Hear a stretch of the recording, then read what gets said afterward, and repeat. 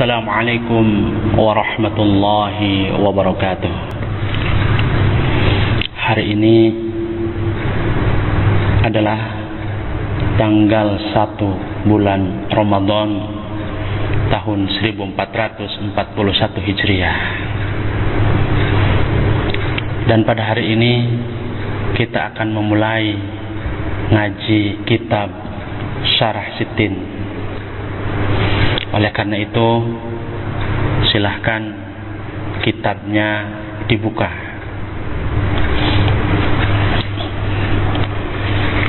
Sebelum kita memulai, terlebih dahulu kita hadirat memohon kepada Allah, mudah-mudahan kita dalam ngaji ini Allah beri kemudahan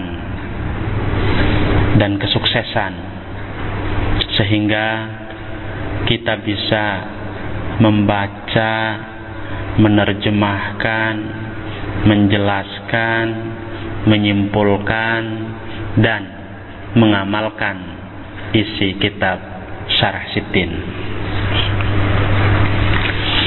A'udzu billahi minasyaitonir rajim. Bismillahirrahmanirrahim. Libtigha'i mardatillahi ta'ala wa liqada'i hawaijina min hawaiji dunya wal akhirah wa li salamatina min afatid dunya wa azabil akhirati wa fitnatihima. Ila hadratin nabil mustafa sayyidina Muhammadin sallallahu alaihi wasallam wa ala alihi wa ashabihi wa azwajihi wa dhurriyyatihi wa ahli baitihi al-kiram. Al-Fatihah.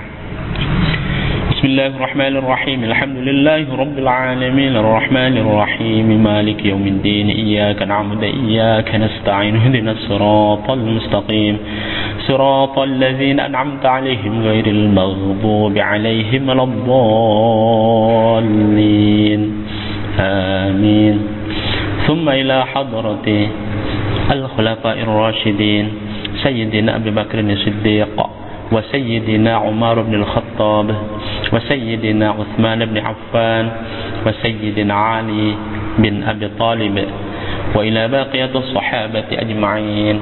Al-Fatihah. Bismillahirrahmanirrahim. Alhamdulillahi rabbil alamin, arrahmanir rahim, maliki yaumiddin, iyyaka na'budu wa iyyaka nasta'in, ihdinas siratal mustaqim, siratal ladzina an'amta 'alaihim ghairil maghdubi 'alaihim waladdallin. Amin.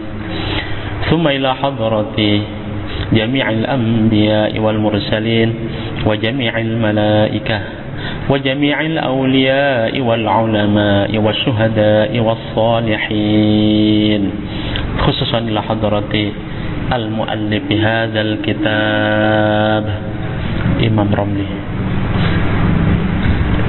khususan ila hadrati Abin Haji Marhabin Haji Marhabin. Al-Fatihah.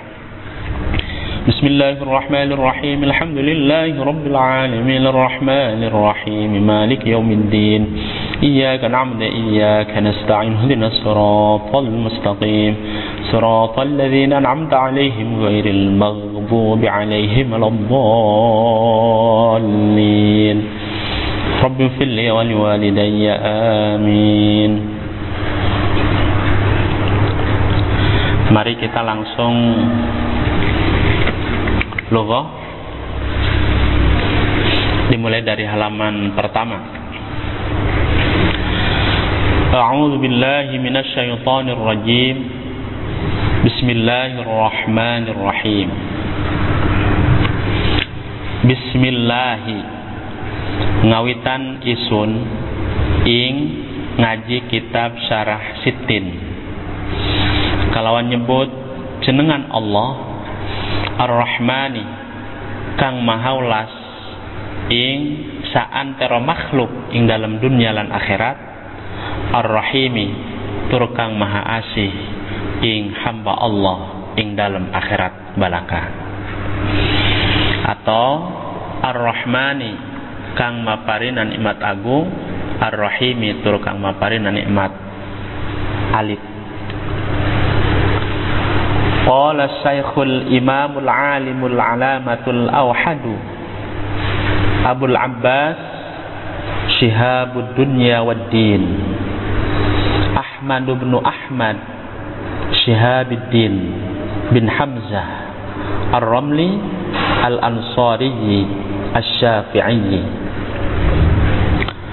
Qala wis ngandika sapa Syekh Al-Imam kang jadi imam, Al-Alimu kang alim, Al-Allamatu kang banget alimna, Al-Awhadu kang satunggal, Abul Abbas alami kunyahna Abul Abbas, Syihabud Dunya Waddin kang jadi obor ing dalam dunya lan agama, Ahmad bin Ahmad Syihabuddin bin Hamzah alami ismi karimna Ahmad bin Ahmad Syihabuddin bin Hamzah Ar-Ramli Al-Ansari Asy-Syafi'i.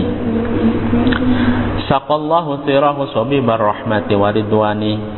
Saqallahu muga-muga nyiraman Allahu sapa Allah thirahu ing kuburan Imam Ramli sabibar rahmati kalawan siraman rahmat wa ridwani lan karidwan.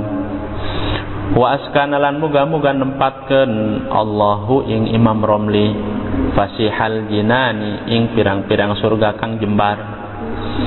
Idofat sifatil mausuf annahu sanyana ya Allah alama ing atase perkara yasa'u kang kersa ya Allah ing ma qadirun iku kang kawasa wa bi'ibadihi lan kalawan hamba Allah latifun iku kang lembut khabirun tur kang waspada.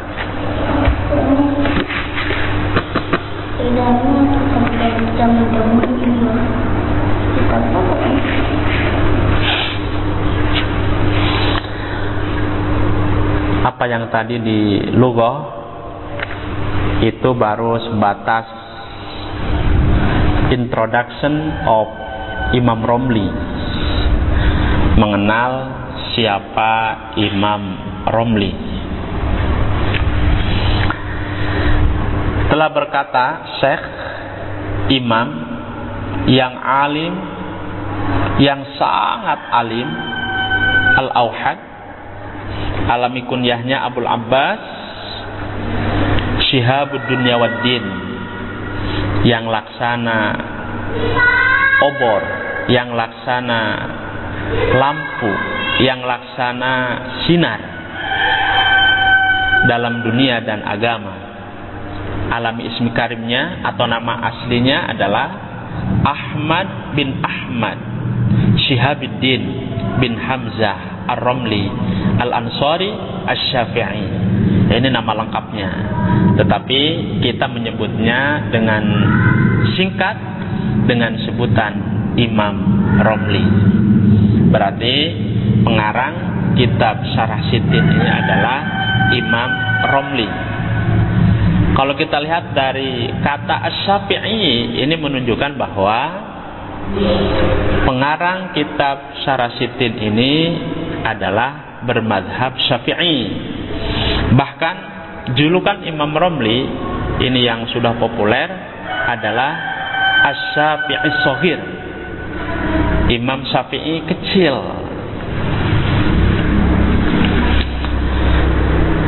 Lalu pertanyaan berikutnya, ini dalam rangka supaya kita lebih mengenal lebih dalam seputar Imam Ramli.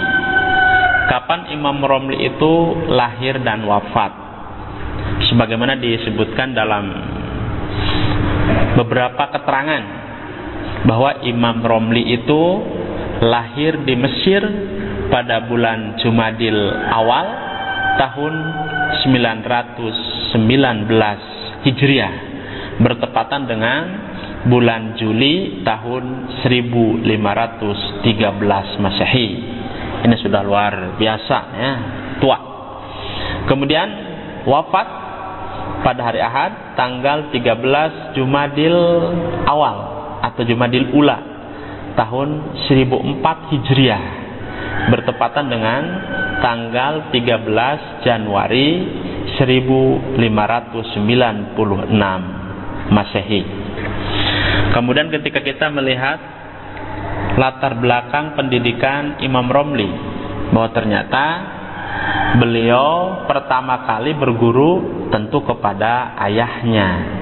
Sebagaimana tadi sudah disebutkan di awal bahwa Imam Romli itu nama aslinya adalah Ahmad bin Ahmad Syihabiddin bin Hamzah Ar-Romli. Maka beliau berguru kepada bapaknya yang bernama Ahmad Syihabiddin bin Hamzah. Kemudian selain dari bapaknya juga beliau berguru kepada Syekhul Islam Al-Qadhi Zakaria. Kemudian juga beliau berguru kepada Syekhul Imam Burhanuddin bin Abu Syarif. Itu sekilas tentang siapa sosok Imam Romli sebagai penyusun kitab Syarah Sitin.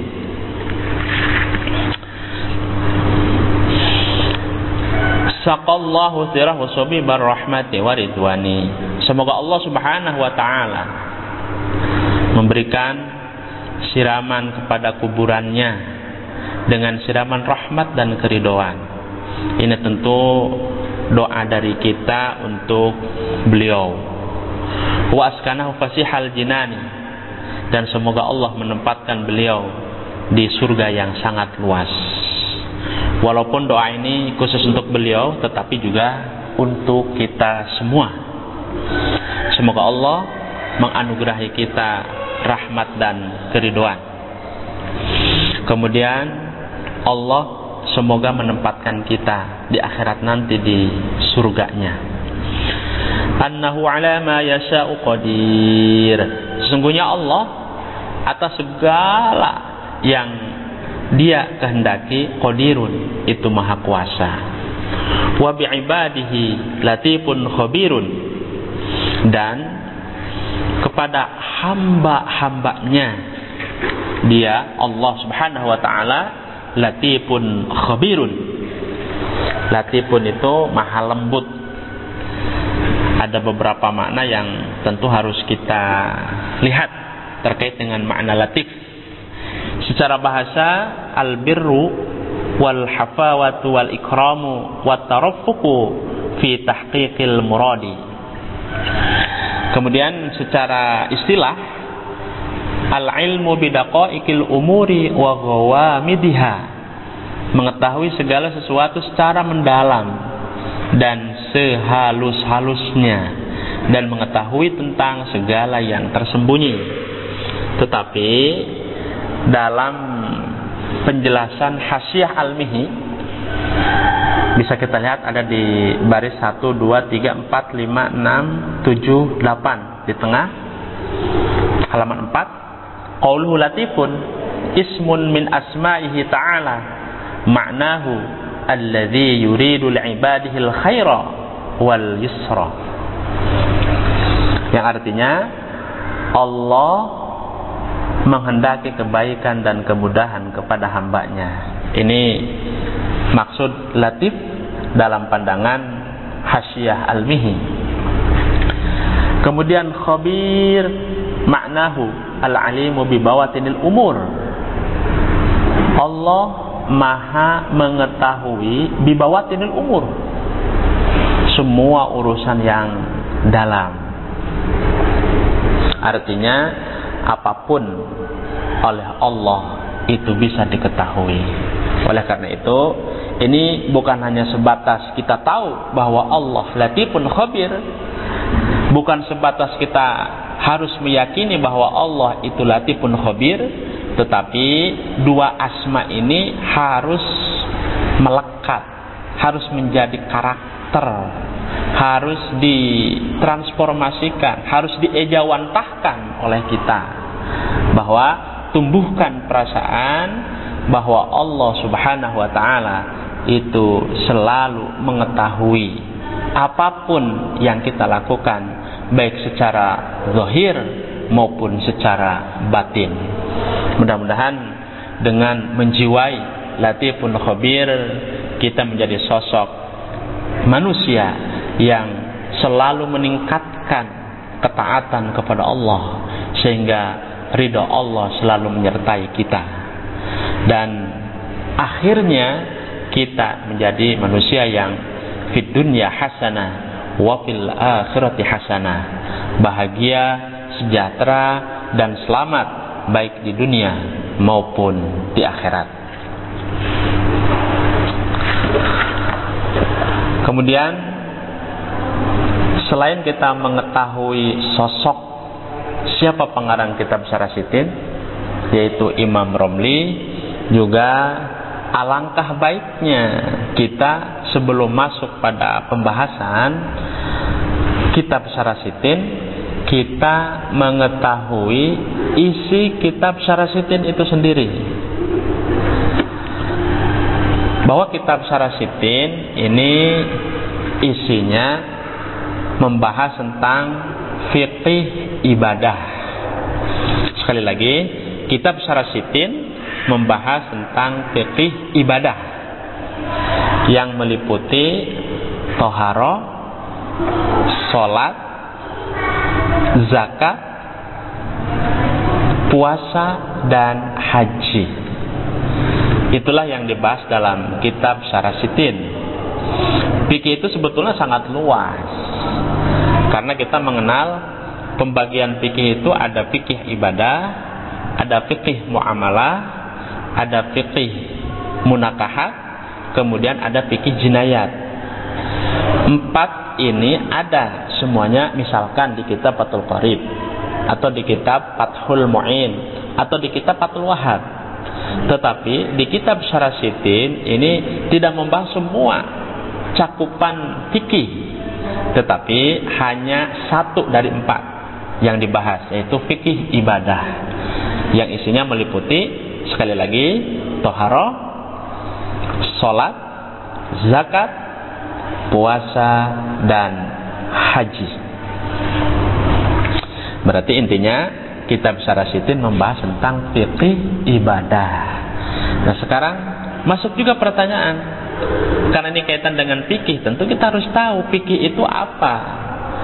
Jangan sampai kita sebagai santri mengangkat dalil seputar tauhid dari kitab Syarasitin, atau seputar tasawuf dari kitab Syarasitin, atau seputar nahu dan sorof, bahkan ilmu balaghah, baik itu ilmu bayan, ilmu ma'ani,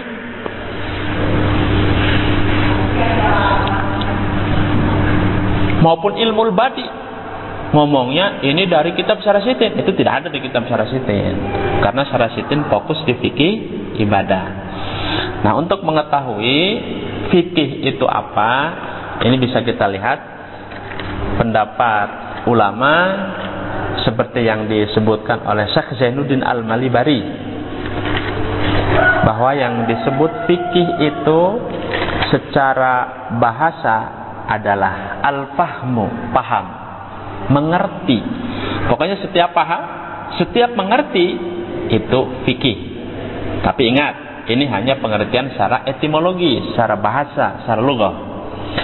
Wasilahan, sedangkan fikih menurut istilah atau menurut terminologi, al-ilmu bil ahkami syar'iyyatil amaliyatil muktasabati min adillatiha tafsiliyah. Bahwa fikih itu ilmu tentang hukum-hukum syara'. Ini harus kita garis bawahi. Ilmu tentang hukum-hukum syara' al-amaliyat yang bersifat praktis, al-muktasabi atau al-muktasabati min adillatiha tafsiliyah, yang diperoleh dari dalil-dalilnya secara tafsili, secara terperinci. Inilah yang disebut dengan fikih menurut istilah atau menurut terminologi. Ilmu tentang hukum-hukum syara yang bersifat praktis, yang diperoleh dari dalil dan secara terperinci. Kalau kita masuk lebih dalam terkait dengan al-ahkami syar'iyyah, hukum-hukum syara', ini dipertegas dengan kata al-amaliyah. ilmu tentang hukum-hukum syara yang bersifat amali, yang bersifat praktis, bukan yang bersifat al-i'tiqadiyah.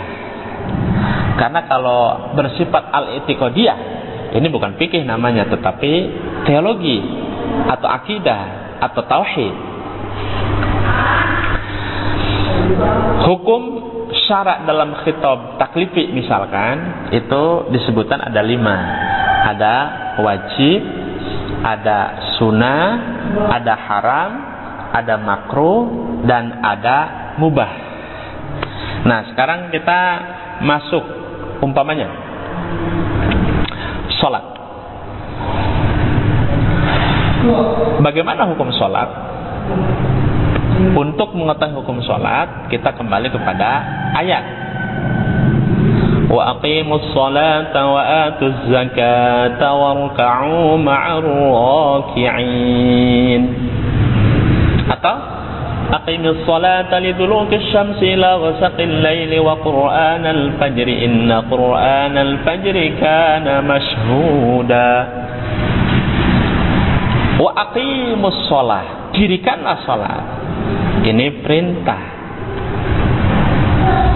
agar mendirikan sholat. Kita lihat faidah usul fikih. Al aslu fil amri lil wujub. Asal perintah menunjukkan wajib. Kalau kita menggunakan metodologi mantikiyah, qauluhu wa aqimus sholata amrun wal amru lil wujub yuntiju qauluhu wa aqimus sholata lil wujub. Berarti kesimpulannya salat adalah wajib berdasarkan ayat wa aqimus shalah. Kalau ini masuk pada kategori wajib, lalu apa pengertian wajib? Karena ini dalam ranah fikih, maka kita melihat wajib dalam perspektif syara. Berarti wajib menurut syara, bukan wajib menurut adat, juga bukan wajib menurut akal.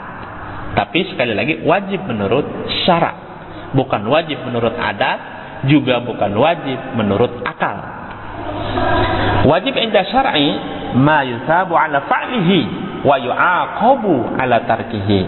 Suatu perbuatan yang ketika dilaksanakan mendapatkan pahala dan ketika ditinggalkan mendapatkan siksa. Oke, kita tidak terlalu melebar. Bahwa fikih itu sekali lagi al-ilmu bil ahkam syar'iyyatil amaliyatil muktasabati min adillati tafsiliyah. Kemudian istimdad ilmu fikih, sumber dari mana ilmu fikih itu diambilnya. Tentu karena fikih dalam kitab Syarah Sitin adalah fikih Syafi'i, maka kita kembali bahwa sumber hukum dalam pandangan Imam Syafi'i itu 1, Al-Quran, yang kedua Al-Hadis, yang ketiga ijma, dan yang keempat qiyas. Maka sumber pengambilan ilmu fikih dalam kitab Syarah Sitin secara khusus, atau sumber pengambilan ilmu fikih dalam mazhab Syafi'i, yaitu Al-Quran, Al-Hadis, ijma, dan qiyas. Dan ini sekaligus membantah ketika ada orang yang ngomong, ngapain tuh kitab kuning, mari kita kembali kepada Al-Quran dan Al-Hadis. Ini orang tidak paham. Karena sesungguhnya isi kitab kuning seperti yang ada di kitab Syarah Sitin ini sumbernya dari Al-Quran, dari Al-Hadis, dari ijma, dan dari qiyas. Kemudian faidah ilmu fikih, imtitsalu awamirillahi ta'ala wajtinabu nawahihi, melaksanakan semua perintah Allah dan menjauhi semua larangan Allah. Ini faidah atau bisa disebut samrah, buah daripada ilmu fikih. Kalau kita sudah menjadi ahli fikih, maka secara otomatis yang dilakukan oleh kita dalam setiap hari, setiap malam adalah imtitsalu awamirillah wajtinabu nawahihi. Semua perintah Allah dilaksanakan, semua larangan Allah ditinggalkan. Oleh karena itu mudah-mudahan kita ngaji fikih bukan hanya sebatas ngaji, tetapi kita bisa mengamalkan hasil ngaji ini. Dan ini yang menjadi target kita di Pondok Pesantren Latahzan. Kita mengenal istilah Tri Sukses Latahzan, bahwa S yang pertama sukses meraih ilmu, S yang kedua sukses mengamalkan ilmu, S yang ketiga sukses mendakwahkan ilmu. Karena itu kita ngaji kitab Syarasitin bukan hanya sebatas kita bisa baca, bisa menerjemahkan, bisa menjelaskan, bisa menyimpulkan, tapi kita juga bisa mengamalkan isinya. Jangan sampai ada santri Latahzan yang ngaji kitab Syarasitin, sholat males. Ini namanya stres, suka ngintip, stres, suka jalan-jalan dengan lawan jenis yang bukan mahram, stres. Santri tidak begitu, karena selalu imtitsalu awamirillah wajtinabu nawahihi, melaksanakan semua perintah Allah dan menjauhi semua larangannya.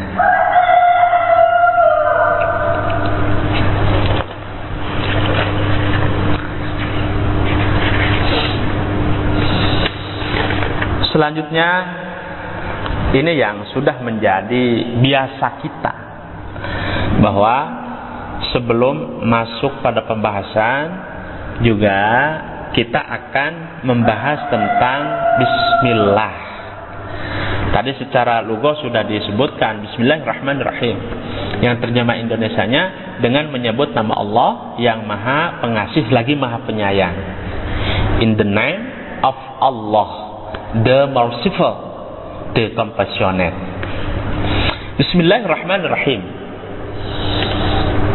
Ketika kita mempelajari sebuah fan atau sebuah disiplin ilmu, tentu alangkah eloknya, alangkah baiknya untuk terlebih dahulu membahas Bismillahirrahmanirrahim sesuai dengan fan yang akan dikaji.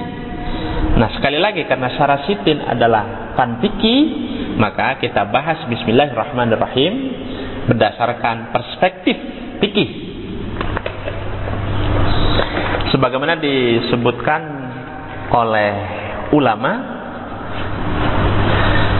atau lebih enjoy ketika misalkan kita melihat langsung di kitab I'anatul Thalibin juz awal halaman 3, bahwa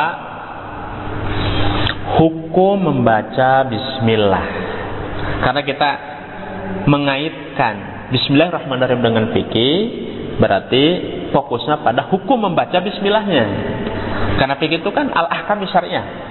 Tadi sudah disampaikan dalam definisi, dalam ta'rif, dalam pengertian, al-ilmu bil ahkam syar'iyyatil amaliyatil muktasabati min adillatiha tafsiliyah. Hukum syara'. Nah, sekarang kita lihat bagaimana hukum membaca bismillah. Nah, ini tentu bismillah dalam pandangan fikih. Membaca bismillah itu ada 5 hukum. Pertama, wajib.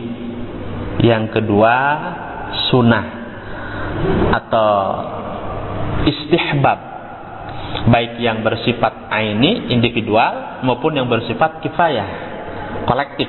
Jadi ada sunnah ainiyah, sunnah secara individual, ada sunnah kifayah, sunnah secara kolektif.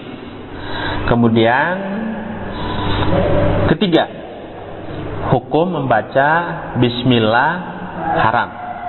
Yang keempat makruh, dan yang kelima mubah.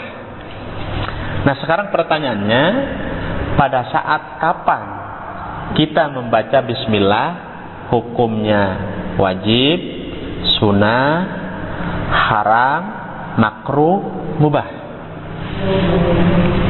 Kita dengan pertama, hukum membaca bismillah yang statusnya adalah wajib. Ini ada dalam sholat. Karena ingat, bismillah dalam mazhab Syafi'i ini termasuk ayatun min suratil Fatihati. termasuk satu ayat dari surah Al-Fatihah.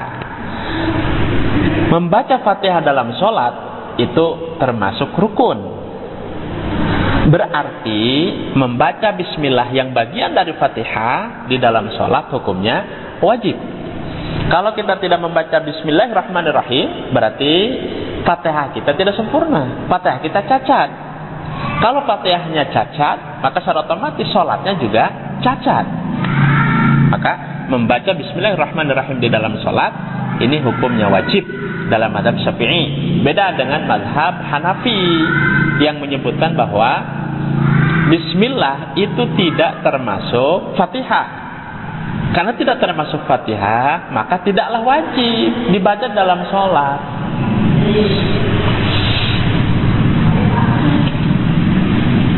Walaupun jumlah ayat surah Al-Fatihah semua mazhab sama 7. Kalau Imam Syafi'i menghitung ayat pertamanya bismillahirrahmanirrahim, kemudian dari siratal ladzina an'amta alaihim sampai ke waladdallin, ini dihitung satu ayat. Siratal ladzina an'amta alaihim ghairil maghdubi alaihim waladdallin.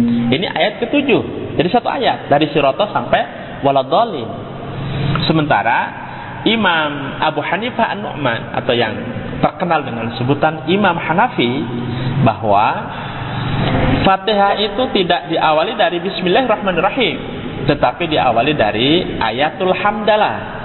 Alhamdulillahi rabbil alamin. Nah, ini ayat pertama. Alhamdulillahi rabbil alamin. Kemudian dari sirata sampai waladdallin ini bukan satu ayat tetapi dua ayat.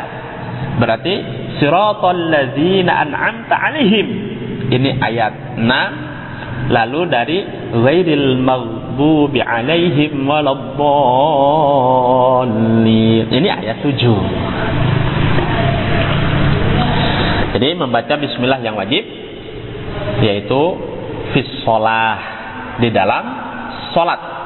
Ini menurut mazhab Syafi'i. Kemudian hukum membaca bismillah yang sunnah. Ini ada sunnah ainiyah, ada sunnah kifayah. Sebenarnya tadi sudah diklasifikasi. Yang sunnah ainiyah atau mustahab ain, istihbab ain, seperti fil wudu'i wal ghusli. Ketika kita akan wudu lalu kita mengawali dengan membaca bismillah, atau ketika kita akan adus lalu kita mengawali dengan membaca bismillah. Ini hukumnya sunnah. Sunnah ain itu maksudnya sunnah untuk perorangan, sunnah individualistik. Kemudian ada yang sunnah kifayah, sunnah secara kolektif, berarti untuk kelompok. Kalau kita bicara kelompok, ketika dalam kelompok itu ada yang sudah baca, maka yang lain ini sudah dianggap cukup. Seperti ketika kita makan berjamaah, ini yang sudah biasa santri ya, bahwa santri itu makan bareng. Ada 10 orang, ada 20 orang, ada 30 orang. Kemudian salah satu dari 30 yang makan bareng itu membaca bismillah, maka yang lain itu sudah cukup diwakili oleh satu orang. Tetapi kalau semuanya baca, maka semuanya dapat pahala. Ini uniknya yang kifayah itu. Ketika dilakukan oleh orang lain, walaupun kita tidak, itu sudah dianggap cukup. Tapi kalau kita juga ikut baca, maka kita dapat pahala. Maka tetap kita baca, walaupun ini termasuk sunnah kifayah. Atau bagi suami istri, ketika akan melakukan jima atau melakukan hubungan badan, istrinya yang sudah baca bismillahirrahmanirrahim, suaminya tidak, sudah cukup diwakili oleh istrinya. Atau suaminya yang baca bismillahirrahmanirrahim, istrinya diam saja tidak baca bismillahirrahmanirrahim, ini sudah cukup diwakili oleh suaminya.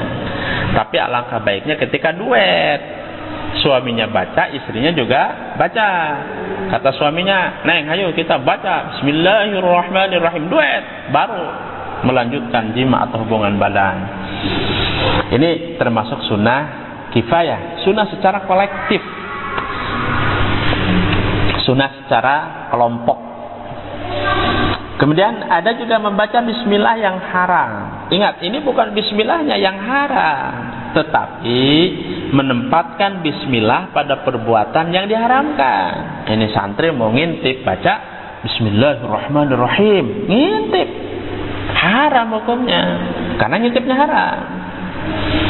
Atau mau jalan-jalan dengan lawan jenis yang bukan mahram, mengawalinya dengan membaca bismillahirrahmanirrahim, itu kan pacaran, haram hukumnya. Lalu mengawalinya dengan membaca bismillahirrahmanirrahim supaya barokah, tidak bisa. Kalau jalan-jalan saja, panjenah yang selamat kami bisa tikusul atau sabodo. Artinya membaca bismillah pada perbuatan yang diharamkan itu hukumnya adalah haram. Kemudian ada juga membaca bismillah yang makruh. Ini fil makruhi dzatiyyi. Ketika suatu perbuatan itu berstatus hukum makruh, lalu kita akan melakukan perbuatan itu diawali dengan membaca bismillahirrahmanirrahim, ini hukumnya makruh. Ini contoh yang ringan saja. Kalau kita lihat di kitab Al-Bajuri, memang ini ada ragam pandangan seputar rokok. Ada ulama yang mengatakan haram. Ada ulama yang mengatakan makruh. Ada juga ulama yang mengatakan mubah. Tetapi pada intinya semua bertemu pada satu titik kesimpulan, rokok haram ketika rokok membahayakan. Tetapi kalau rokok tidak membahayakan, maka ini yang tadi muncul ragam pandangan. Dari tiga itu, yang masyhur atau yang mu'tamad dalam pandangan kitab Al-Bajuri adalah yang menyebutkan makruh. Kalau misalkan kita mengambil hukum rokok adalah makruh, lalu kita sebelum merokok membaca bismillahirrahmanirrahim, maka membaca bismillah hukumnya makruh. Itu maksudnya. Jadi mudah-mudahan santri Al-Tahzan tidak ada yang merokok. Tidak ada yang merokok. Karena apa?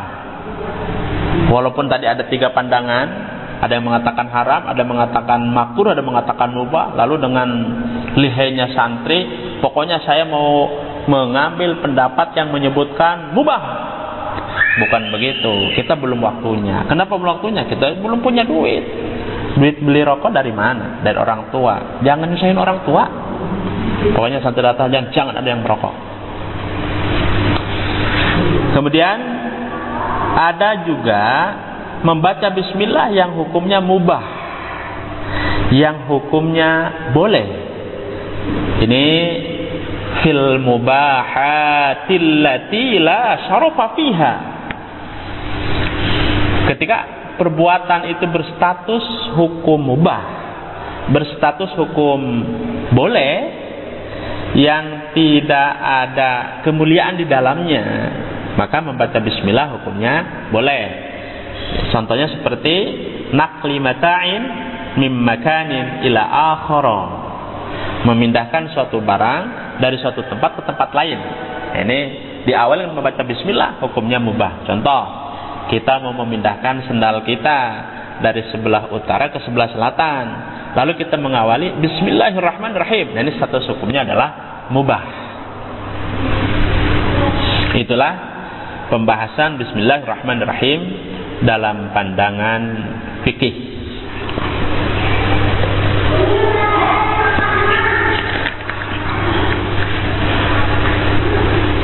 Kita lanjutkan. Bismillahirrahmanirrahim.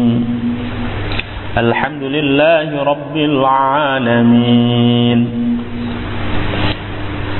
Bismillahi ngawitan isun ing ngaji kitab Sarasitin kalawan nyebut senengan Allah Ar-Rahmani kang maha welas ing saantara makhluk ing dalam dunia lan akhirat, atau Ar-Rahmani kang maparina nikmat agung, Ar-Rahimi tur kang maha asih ing hamba Allah ing dalam akhirat balaka. Atau ar-rahimi, turkang maparina nikmat alit. Alhamdulillahi rabbil alamin. Alhamdu utawi sadaya jenis puji kang opat lillahi iku tangtu kadue Allah rabbil alamin kang mangeranan alam kabeh. Wassalatu wassalamu, wassalatu lan tawi rahmat Allah, wassalamu lan kasalamatan, atau pengertian panjangnya wassalamu lan penghormatan kang layak saking khalik ing makhluk ala asyrafil mursalina iku tetap ing atase leuwih mulia utusan kabeh. Atau kita buat idofat sifatil mausuf dalam makna para utusan kang leuwih mulia, bisa begitu. Atau sesuai dengan yang tadi ala asrofil mursalina iku tetap ingatase leuwih mulia kang den utus kabeh.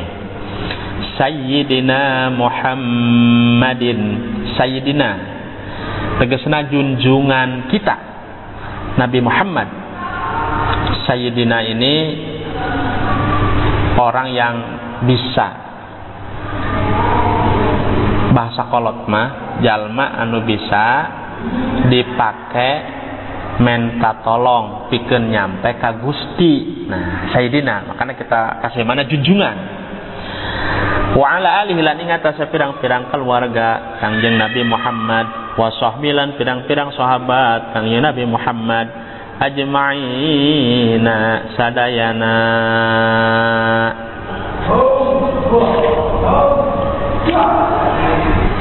Bismillahirrahmanirrahim. Dengan menyebut nama Allah yang Maha Pengasih lagi Maha Penyayang. In the name of Allah, the Merciful, the Compassionate. Alhamdulillahirabbil alamin. Segala puji bagi Allah Rabbil alamin, Tuhan semesta alam. Ini puji, alhamdu. Ada puji menurut lugah dan ada puji menurut istilah. Kalau kita lihat pembagian puji ini yang seperti biasa kita menyanyikannya, qadimun li qadimin, qadimun li hadisin, hadithun li qadimin, hadithun li hadithin. Puji qadim alal qadim, puji qadim alal hadis, puji hadis alal qadim, dan puji hadis alal hadis.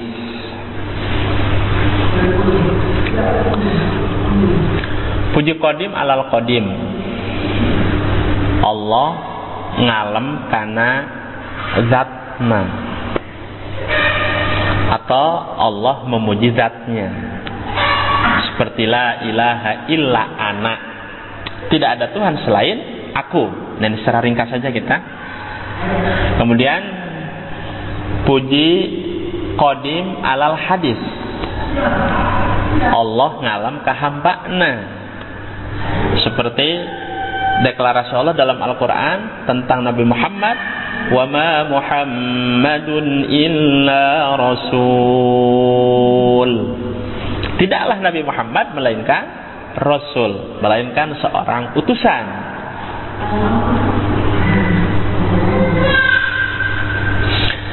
Kemudian puji hadis alal qadim, makhluk memuji Allah. Seperti kita membaca la ilaha illallah, tiada Tuhan selain Allah. Atau kita membaca alhamdulillah, segala puji bagi Allah. Kemudian yang keempat, puji hadis alal hadis, makhluk ngalem ka sesama. Contoh, kumaneh mah barahan amat, Kumaneh mah bager amat. Horenganan ngomong gitu eta karena diberi duit 5 juta. Itu namanya puji hadis alal hadis. Makhluk ngalam kasama. Itu semua baik qadim alal qadim, qadim alal hadis, hadis alal qadim, hadis alal hadis, semuanya adalah lillah, milik Allah, khusus untuk Allah. Jadi mamlukun lillah, mukhtasun lillah, mustahakun lillah. Jadi semua itu, walaupun tadi dalam praktiknya ada qadim alal qadim, qadim alal hadis, hadis alal qadim, hadis alal hadis, itu semua lillah, mamlukun lillah, mukhtasun lillah, mustahakun lillah.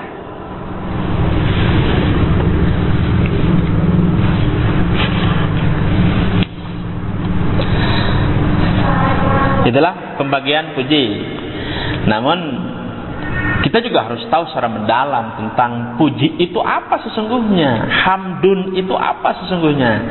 Kalau kita bicara ta'rif, sekali lagi ini, kita tidak boleh lepas dari ta'rif indal lughah dan ta'rif indal istilah. Ta'rif secara etimologi dan ta'rif atau definisi secara terminologi. Walhamdu ma'nahu lughawiyyu as-sana'u bil jamili li ajli jamili ikhtiyariyin sawa'un kana fi muqabalati ni'matin amla. Ngalam, pokoknya ngalam itu puji, hamdun. Tetapi secara istilah wa ma'nahu al-urfiyyu fi'lun yumbi'u an ta'zimil mun'imi min haitsu annahu mun'imun 'alal hamidi aw ghairihi. Nah, itu puji secara istilah. Jadi pada prinsipnya bahwa puji itu adalah ngalem atau menyanjung atas apa yang diberikan kepada kita berupa sebuah anugerah atau beberapa anugerah. Anugerah itu namanya adalah nikmat. Itulah yang disebut dengan hamdun atau puji. Kalau kita melihat hal ini, bahwa alhamdulillah semua puji milik Allah, semua puji mukhtasun lillah, semua puji mustahakun lillah, tentu kita sebagai manusia yang harus bisa menumbuhkan perasaan dalam hati kita bahwa kita adalah insan yang lemah, insan yang sangat lemah. Karena itu tidak boleh kita sombong, karena sombong itu bukan kita. Ada makhluk Allah yang sombong, Allah ciptakan, padahal yang menciptakan dia adalah Allah. Ketika Allah menyuruh, hei iblis, sujudlah kamu kepada Adam. Apa kata iblis? Ya Allah, enak saja aku disuruh sujud pada Adam. Adam itu jauh lebih jelek dari saya. Ana khairum minhu, saya ini lebih baik dari Adam. Engkau ciptakan Adam dari tanah, sementara engkau ciptakan aku dari api. Padahal dia tidak sadar siapa yang memerintah dia sujud kepada Adam. Allah. Siapa Allah yang menciptakan dia? Polong, itu iblis. Makanya makhluk yang sombong itu adalah iblis. Nah, kalau ada di antara kita yang sombong, berarti kita iblis, setan. Insyaallah kita semua anak latahzan, tidak ada yang sombong, tapi kita selalu rendah hati karena kita sadar bahwa kita ada itu diadakan oleh Allah, dan sekarang kita bisa seperti ini juga oleh Allah.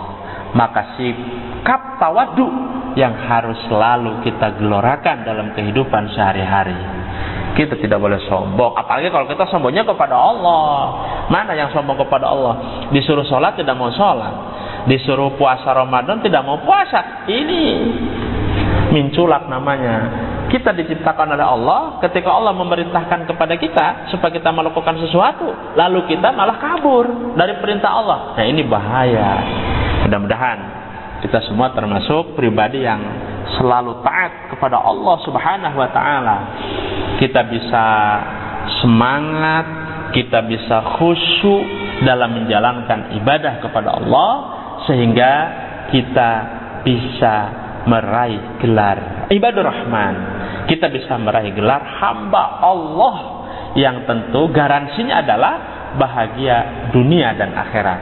Di dunia Allah mencukupkan kita, datang ke akhirat kita sudah disiapkan oleh Allah berupa surga yang di dalamnya penuh dengan berbagai kenikmatan yang tidak pernah kita jumpai di dunia. Semoga Allah Subhanahu wa taala memasukkan kita di akhirat nanti ke surganya. Amin ya Allah ya Rabbal alamin.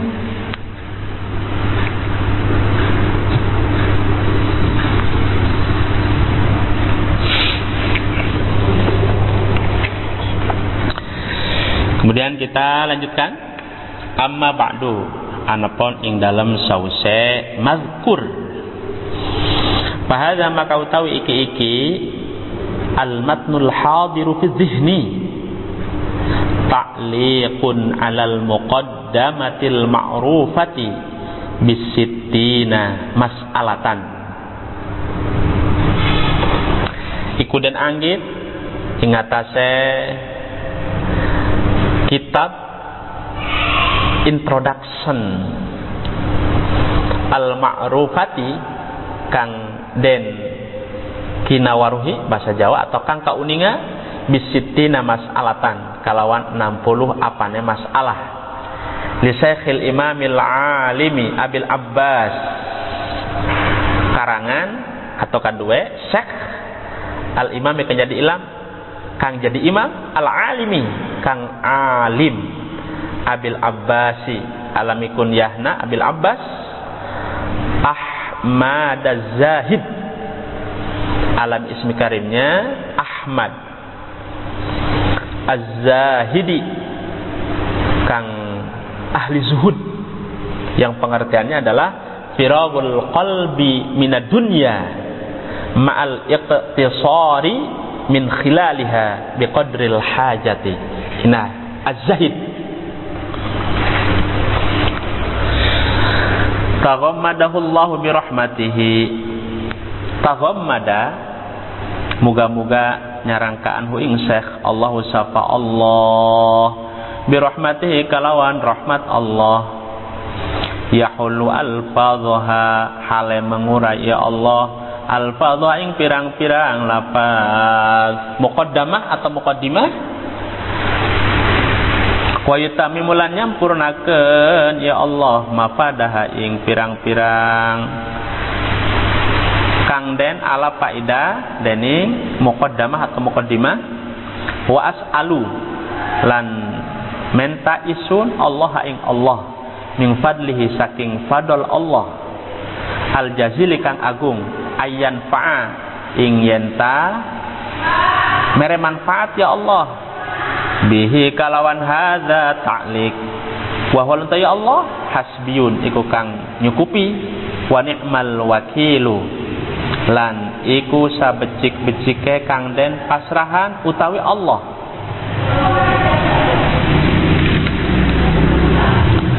Amma ba'du, adapun setelah membaca bismillah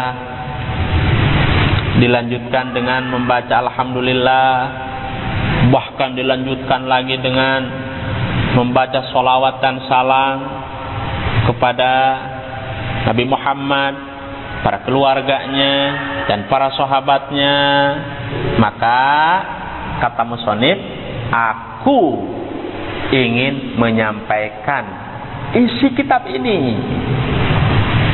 Ini memang kita belum masuk ke isi ya, tetapi baru pengantar untuk menuju isi.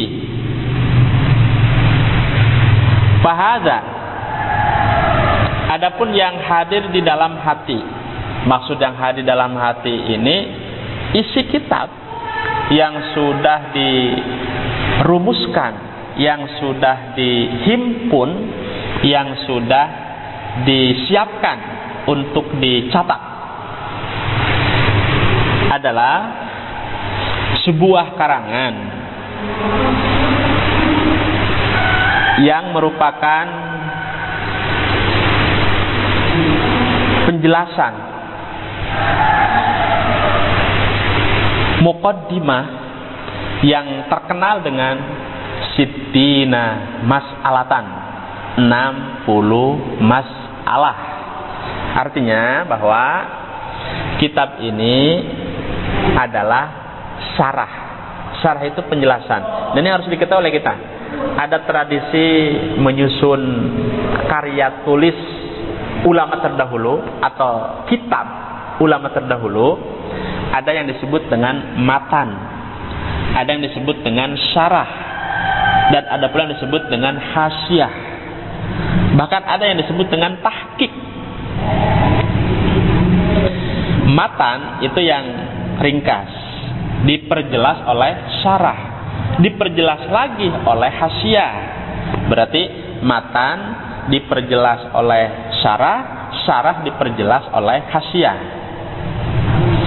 Ini ada namanya muqaddimah sittina masalah. Kemudian syarahnya adalah bernama syarah sittin. Kemudian hasyiahnya bernama hasyiah almihi. Kalau di Fathul Muin misalkan, matannya itu bernama kitab Muhimmatuddin.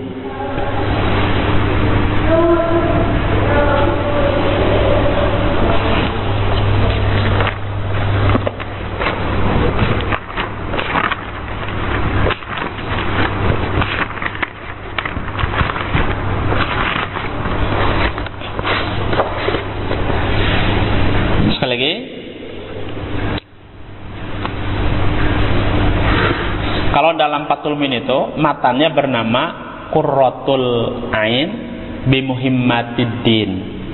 Syarahnya Fathul Muin. Ini penyusunnya masih sama, Syekh Jalaluddin Al-Malibari, baik penyusun matan Qurratul Ain bi Muhimmatiddin maupun penyusun syarah Fathul Muin. Kemudian hasyiahnya I'anatul Talibin. Jadi I'anatul Talibin itu adalah hasyiah dari syarah Fathul Muin. Fathul Muin adalah syarah dari matan Qurratul Ain bi Muhimmatiddin. Nah, ini sudah menjadi tradisi ulama terdahulu dalam menyusun sebuah karangan, dalam menyusun kitab. Jadi sekali lagi, kitab Syarah Sittin ini adalah syarah dari kitab Muqaddimah atau Muqaddamah silakan, yang terkenal dengan Sittina Mas'alatan, 60 masalah, karangan Syekh Imam Al-Alim Abil Abbas Ahmad Az-Zahid, ahli zuhud. Jadi yang disebut Az-Zahid itu firagul qalbi minad dunya mal iktisari min khilaliha biqadril hajati. Mengosongkan hati dari urusan dunia, hanya mengambil yang secukupnya saja. Kalau kita kan ada serakah, sudah 5 mau 10, sudah 10 mau 20, sudah 20 mau 30 dan seterusnya. Kalau Imam Romli ini ya untuk urusan dunia hanya secukupnya saja, hanya secukupnya. Taghammadahullahu birahmatihi yahulu alfadhaha wa yutammimu mafadaha wa as'alullah min fadlihil jazili ayyan fa'abihi wa huwa hasbiyun wa ni'mal wakilu. Semoga Allah Subhanahu wa ta'ala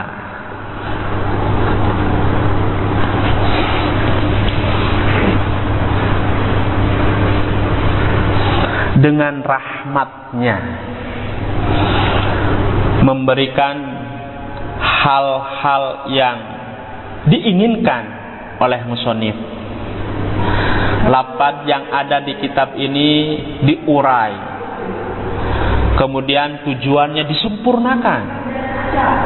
Ini artinya begini, harapan dari musonif bahwa kitab yang sederhana ini mampu menjawab apa yang dibutuhkan oleh masyarakat terkait dengan ibadah, terkait dengan fikih ibadah, baik yang berkaitan dengan toharoh, sholat, zakat, puasa, dan haji.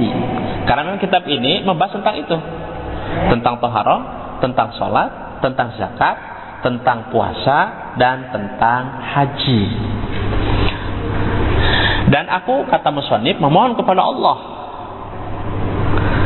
dari karunia-Nya yang agung agar kitab ini bermanfaat untuk beliau, untuk semua umat, khususnya yang ngaji. Kalau kita bicara manfaat, maksudnya begini, kitab ini sudah luar biasa manfaatnya. Dari dulu sampai sekarang masih dipelajari oleh manusia dari generasi ke generasi. Termasuk kita hari ini masih ngaji kitab Syarah Sitin. Padahal ini disusun dari tahun berapa, sebagaimana tadi sudah disampaikan dalam muqaddimah. Kalau kita lihat dari sisi lahir, beliau lahir tahun 919 Hijriah, bertepatan dengan tahun 1513 Masehi, dan wafatnya beliau tahun 1004 Hijriah, bertepatan dengan tahun 1596 Masehi. Berarti kitab ini disusun dari tempo dulu, tapi sampai sekarang kitab ini masih dipelajari. Ini artinya bahwa kitab ini memang sudah jelas manfaat. Dan kita yang ngajinya juga mohon kepada Allah, mudah-mudahan hasil kita ngaji kitab Syarah Sitin ini manfaat, artinya dipakai oleh kita, baik dipakai oleh pribadi maupun kita menyampaikannya kepada yang lain yang membutuhkan ilmu dari kita. Semoga apa yang menjadi harapan musannif termasuk harapan kita, Allah kabulkan. Qala al-musannif rahimahullahu ta'ala, wallahu a'lamu bis-shawab. Alhamdulillah kita ngaji sudah 1 jam lebih. Mohon untuk disimak dengan baik supaya kita menjadi santri yang paham tentang agama, khususnya tentang fikih ibadah yang ada dalam kitab Syarah Sitin ini. Kemudian di akhir, ini yang harus diperhatikan oleh semua santri la tahzan, supaya ada kenang-kenangan. Maka tugasnya 1, siapa pengarang kitab Syarah Sitin ini, sebutkan nama lengkapnya. Kemudian yang kedua, kitab Syarah Sitin ini membahas tentang apa. Yang ketiga, sebutkan 5 hukum membaca bismillah menurut pandangan fikih. Yang keempat, jelaskan makna puji baik menurut lugah maupun menurut istilah, dan ditambah dengan pembagian puji. Silakan dicatat secara rapi, dipahami. Ini untuk kita. Itulah pengajian perdana kitab Syarah Sitin pada tanggal 1 Ramadan tahun 1441 Hijriah. Wallahu a'lamu bis-shawab. Assalamualaikum warahmatullahi wabarakatuh.